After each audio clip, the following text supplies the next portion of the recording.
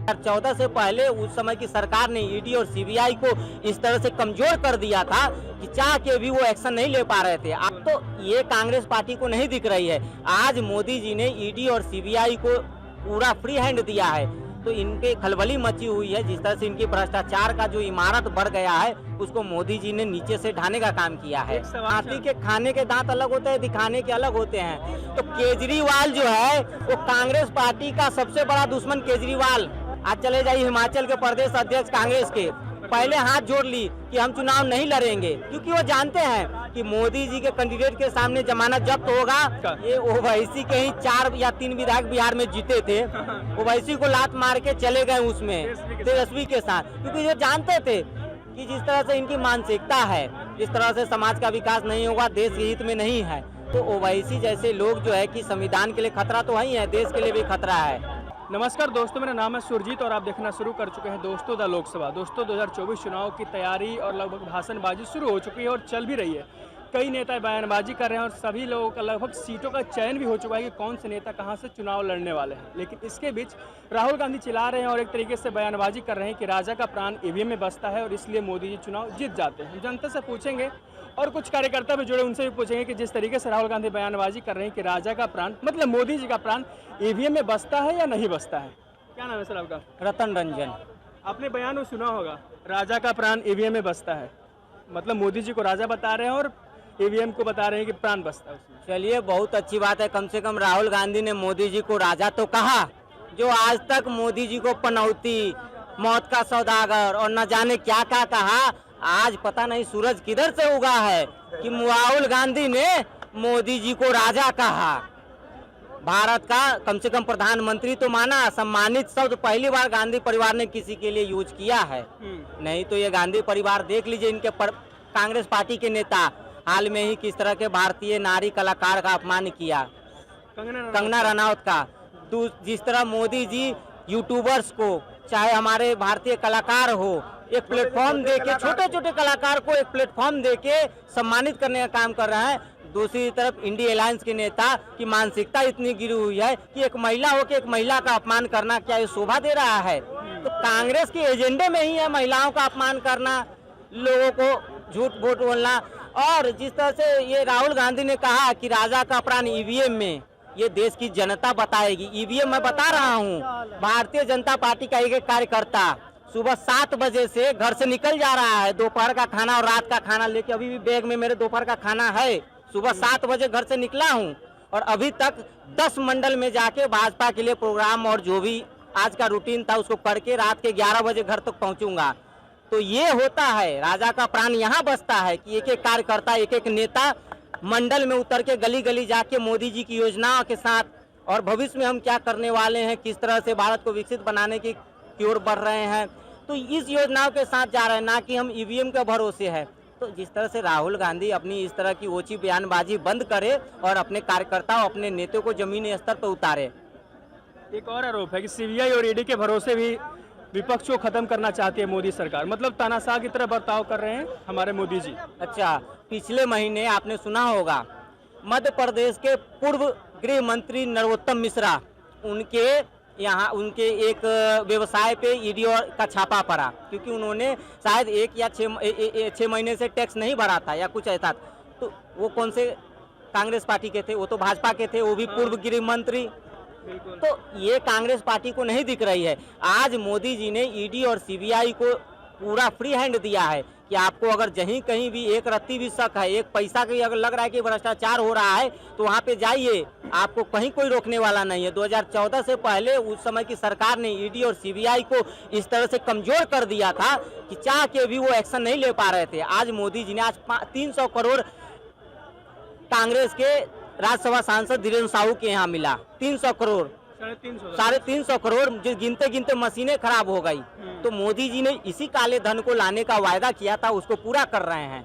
आज देख लीजिए, जहाँ जहाँ ईडी और सीबीआई छापा मार रही है, ज्यादातर लोगों का लिंक जो है कि कांग्रेस पार्टी और विपक्ष के जो है कि नेताओं के यहाँ से हो रहा है। तो इनके खलबली मची हुई है। जिस तरह से इनकी भ्रष्टाचार का जो इमारत बढ़ गया है, उसको मोदी जी ने नीचे से ढाने का काम किया है। एक सवाल होगा, ईडी गिरफ्तार कर चुकी है केजरीवाल को, कहा जा रहा है कि लोकतंत्र खतरे में आ गया है देश में। मतलब केजरीवाल की गिरफ्तारी और लोकतंत्र खतरे में। लोकतंत्र खतरे में नहीं है। लोकतंत्र बाबा साहब अंबेडकर जी के संविधान से चल रही है और इस तरह से उन्होंने बनाया है कि लोकतंत्र पे एक आंच भी नहीं आएगा। खतरे में तो वो पार्टियां हैं जो परिवारवाद को बढ़ावा देती है, जो भ्रष्टाचार को बढ़ावा दे रही है। आपको एग्जाम्पल में दे दे, आम आदमी पार्टी हो, चाहे लालू यादव की पार्टी आरजेडी हो, है ना, चाहे इस तरह की पार्टियां जो परिवार के अस्तित्व के लिए जी रही, जिन्हें समाज के विकासवाद से कोई लेना देना नहीं है, जिनका एक ही उद्देश्य है कि हमारे बाद हमारा बेटा, चाहे वो मुख्यमंत्री का दावेदार हो, चाहे पार्टी का राष्ट्रीय अध्यक्ष हो, पार्टी का आला कमान का फैसला वही करेगा।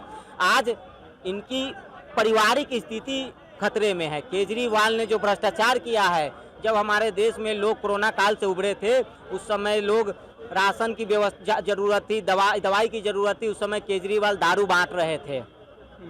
आज जब से केजरीवाल दिल्ली के मुख्यमंत्री बने हैं, आप बता दीजिए, दिल्ली में चले जाइए, कहीं भी एक नया फ्लाईओवर नहीं बना, कहीं भी एक भी डीटीसी की बस केजरीवाल ने नहीं खरीदा, और जो पहले से थी उसकी इतनी जर्जर व्यवस्थाएं हो गई है कि चलते चलते 20 रास्ते पे बंद हो जा रही है। मोदी जी ने 1600 इलेक्ट्रिक बसें केजरीवाल को दिया कि दिल्ली की जनता की सहूलियत के लिए, भलाई के लिए, फिर भी ये केजरीवाल रोना रोते हैं कि कभी एलजी काम नहीं करने दे रहा है, भाजपा वाले काम नहीं करने दे रहा है। काम करने वाले को कोई रोक सकता है क्या? और आज ये जेल से ढकोसला कर रहे हैं। जेल से वो सरकार चलाने की बात कर रहे हैं, चला भी रहे हैं। जेल से इनको याद आ रही है कि दिल्ली में पानी की दिक्कत हो रही है। पानी की तो चलिए केजरीवाल ने माना तो कि दिल्ली में पानी की दिक्कत हो रही है, और जिस तरह से दिल्ली में पानी की किल्लत है, गंदी पानियां मिल रही है, नाले नहीं साफ हो रहे हैं। कहाँ गया इनका वादा कि यमुना को साफ कराएंगे और साथ में डुबकी लगाएंगे? चलिए केजरीवाल डुबकी लगाइए साथ में, वादा भूल गए केजरीवाल। और ये वही कांग्रेस पार्टी है जो इनके खिलाफ पहला पिटीशन करने वाला, और आज बचाने पर जुटे हुए हैं। बचाने नहीं, वो तो दिखावा है। हाथी के खाने के दांत अलग होते हैं, दिखाने के अलग होते हैं। तो केजरीवाल जो है वो कांग्रेस पार्टी का सबसे बड़ा दुश्मन केजरीवाल, वो कांग्रेस पार्टी मानती है, कहती भी है। कांग्रेस पार्टी को दिल्ली से सफाया करने वाला केजरीवाल है। तो कांग्रेस पार्टी इसी आड़ में केजरीवाल की पार्टी को अभी सत्यानाश करेगी।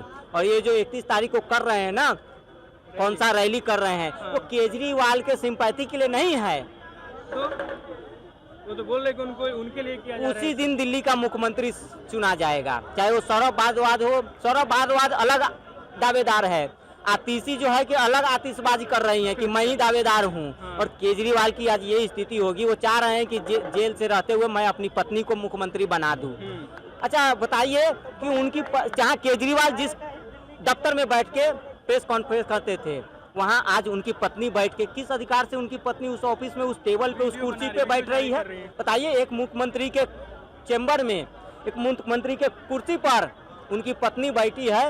ये लोकतंत्र की हत्या नहीं है? ये केजरीवाल को नहीं दिख रहा है? कौन से अधिकार से उनकी पत्नी जो है कि उसी जगह पे बैठ के वीडियो बना रही है, संदेश दे रही है? और कौन सा संदेश जेल से आ रहा है? भाई, जेल से कोई भी अगर संदेश आता है, वो लेटर आता है, तो कोर्ट से आदेश लेना पड़ता है। जेल के डायरी में उसका रजिस्ट्रेशन होता है, डाक से आता है, मुख्यमंत्री उस पर साइन करते हैं, फिर वो मुख्यमंत्री के सचिव के पास जाता है। ये डायरेक्ट सौरभ भारद्वाज के पास आ जा रहा है, आतिशी के पास आ जा रहा है। ये कौन सा सिस्टम है? फैक्स लगाए हुए हैं क्या? तो ये पूरे तरीके से झूठ जनता को जो है कि गुमराह करने की कोशिश हो रही है। दिल्ली में 4-3 का रेशियो में सीट भी बटा था लोकसभा का, क्या लगता है वो दोनों सीट पे कुछ असर पड़ेगा ईद गिरफ्तारी से? इनका जो 4 सीट या 3 सीट पे लड़ रहे हैं, वहाँ की जनता इनका जमानत जब्त कर देगी, क्योंकि इस बार का जो चुनाव है वो मोदी जी के पक्ष में एक तरफा है।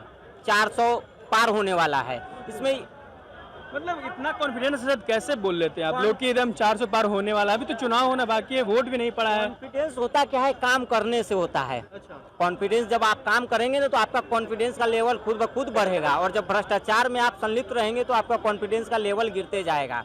तो मोदी जी ने काम किया है, चाहे वो द्वारका एक्सप्रेसवे का हो, चाहे दिल्ली में इलेक्ट्रिक, किसी ने सोचा था कि दिल्ली में इलेक्ट्रिक बसें चलेगी? किसी ने नहीं सोचा था।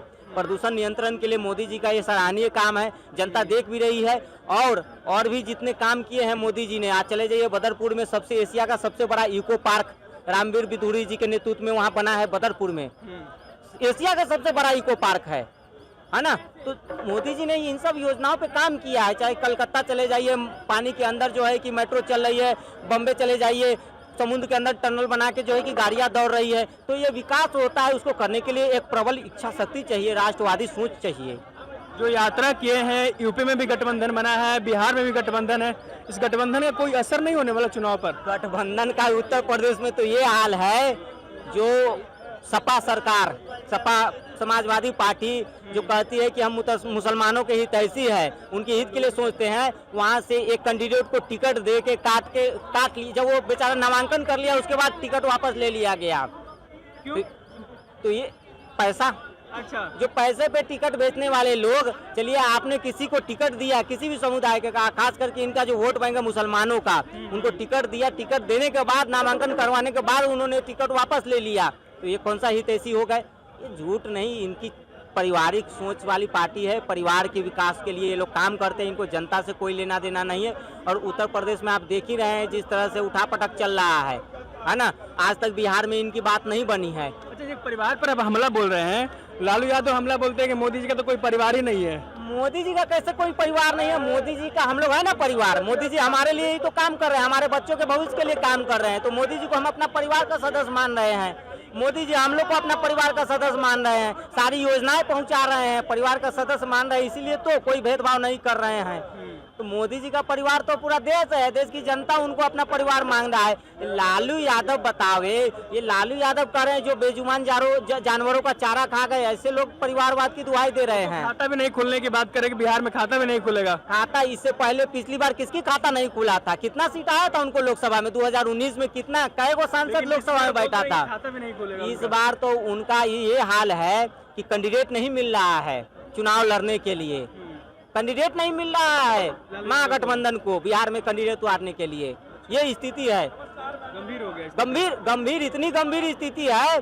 आज चले जाइए हिमाचल के प्रदेश अध्यक्ष कांग्रेस के, पहले हाथ जोड़ ली कि हम चुनाव नहीं लड़ेंगे, क्योंकि वो जानते हैं कि मोदी जी के कैंडिडेट के सामने जमानत जब्त होगा, चुनाव तो हारेंगे ही हारेंगे, ऊपर से जो प्रदेश अध्यक्ष बन के बैठे हैं ये भी सीट चली जाएगी। अच्छा, एक आरोप लगता है कि बहुत ज्यादा धार्मिक उन्माद बढ़ जाता है जब से मोदी चुनाव जैसे ही आता है, हिंदू मुस्लिम करते हैं और चुनाव जीत जाते हैं। हिंदू मुस्लिम ऐसे तो कुछ नहीं होने वाला ना। मोदी जी हिंदू मुस्लिम करते हैं लेकिन विकास के लिए करते हैं। अच्छा। उनकी जो योजनाएं आती है वो सब के लिए होती है, चाहे हिंदू मुस्लिम सिख ईसाई हो। आज मोदी जी के नेतृत्व में जम्मू कश्मीर में चले जाइए, कई वर्षों से वहाँ पे मुहर्रम का जुलूस बंद था, कई वर्षों से, कम से कम चले जाइए 20-25 वर्षों से मोदी जी ने उसको शांतिपूर्ण तरीके से शुरू करने का काम किया। उसके बाद जम्मू कश्मीर में जो पारंपरिक जो सभ्यताएं थी, जो वहाँ का जो रीति रिवाज था, उसको जो है कि शुरू करने का काम किया मोदी जी ने। तो मोदी जी ने बदलाव बिल्कुल है, जब कश्मीर से चले कन्याकुमारी तक चले, बदलाव ही बदलाव है ना।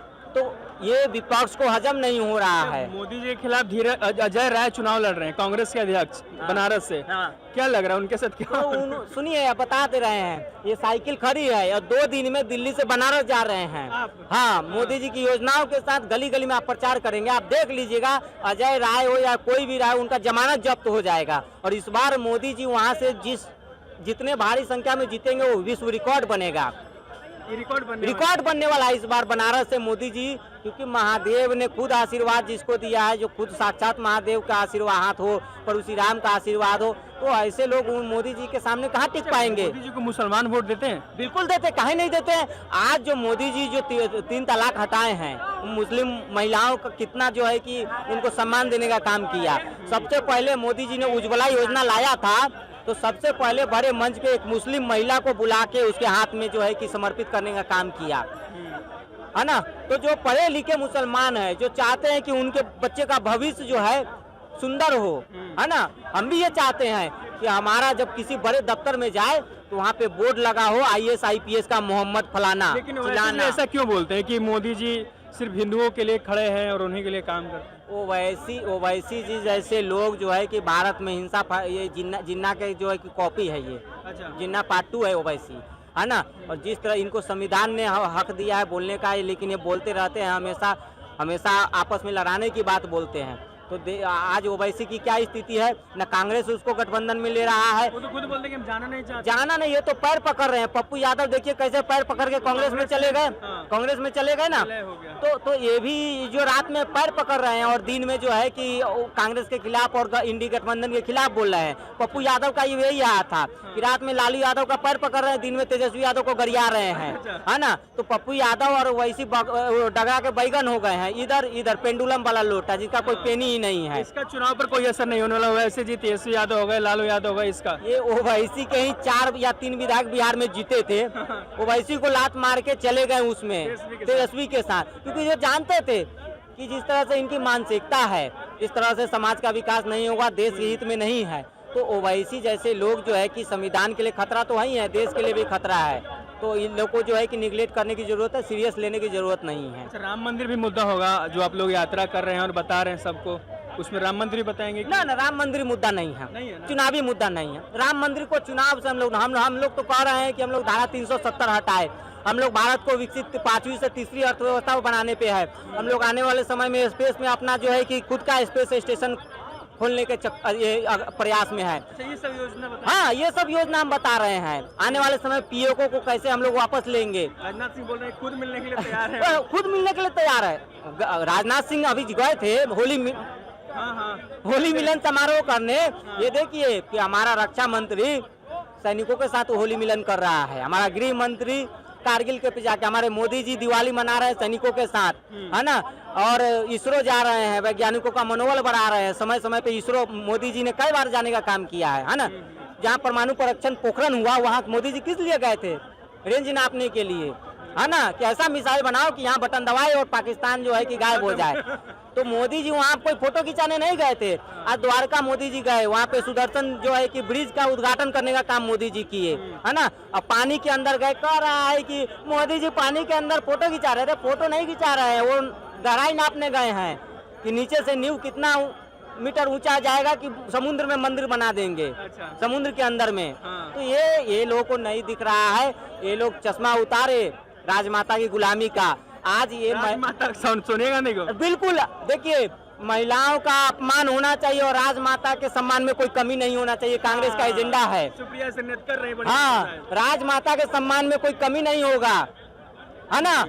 हद तो ये हो गई, पहले चमचे तलवे चाटते थे, मैं बता रहा हूँ, पहले चमचे तलवे चाटते थे, उसके बाद चाटते चाटते घुटने तक आ गए। हद तो अब हो गई घबराहट से राहुल गांधी की कि घुटने से ऊपर ये लोग बढ़ रहे हैं। अच्छा। चाटुकारिता में। तो ये कहीं ना कहीं राहुल गांधी की जो पार्टी है कांग्रेस और इंडी अलायंस, पूरे तरीके से महिलाओं का अपमान करने का काम हो रहा है इसमें। जहां मोदी जी महिला को सम्मान देने का काम कर रहे हैं, महिला आरक्षण जो हमने लाया है ना, महिला सशक्तिकरण की बात अब देखिए दिल्ली से शुरू कर रहे हैं, 2 महिला प्रत्याशी दिल्ली से, है ना। तो ये महिला सशक्तिकरण की बात है। बासी स्वराज और दूसरा कमलजीत शेरावत, है ना। आज चले जाइए कलकत्ता में संदेश खाली, जहाँ पे जिस पीड़ित महिला को जिन्होंने आवाज उठाया उसको टिकट दिया, उसको मोदी जी ने टिकट देके और कहा कि आप जैसे महिलाओं की जरूरत है देश की सेवा के लिए, संसद में वो महिला दहाड़ेगी। और सुनिए, वो जब महिला चुन के आएगी तो देश के विकास के लिए कितना आवाज उठाएगी।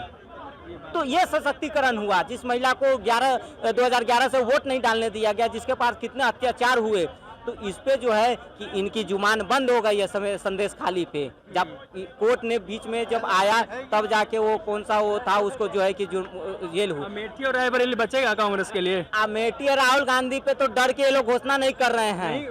वायनाड से लड़ेंगे चुनाव? वायनाड उनको तो जाना ही था, वायनाड, क्योंकि इनकी जो मानसिकता है एक खास समुदाय के तुष्टीकरण की राजनीति, तो वायनाड ही जाएंगे। और आने वाले समय में कांग्रेस भी दिल्ली से मुख्यालय इनका वायनाड चले जाएगा। वायनाड मतलब कहने का मतलब एक क्षेत्रीय पार्टी बन के रह जाएगी। कांग्रेस में पार्टी एक था कांग्रेस और एक था कांग्रेस कार्यालय। कांग्रेस मुक्त भारत बनाना हो चुका है। अब इनका जो है अभी वर्तमान में कितना है, 40-50 सीट होगा, इस बार वो भी गायब हो जाएगा, सब खत्म हो जाएगा। कंस का जो है ना सर्वनाश हुआ, हमेशा कभी रावण का वध हुआ, कंस का हुआ। आने वाले समय में ऐसी मानसिकता की लोगों की होगी जो सनातन के विरोधी हैं। मतलब 400 पार है, 450 पार? 400 पार में कुछ भी जोड़ लीजिए, 410, 20, 400 पार। और खास करके बीजेपी 370। अच्छा। 370। चलिए, अच्छा लगा बात करके। ये थी जनता की राय। बाकी बने रहिए हमारे साथ, तो देखते रहिए द लोकसभा।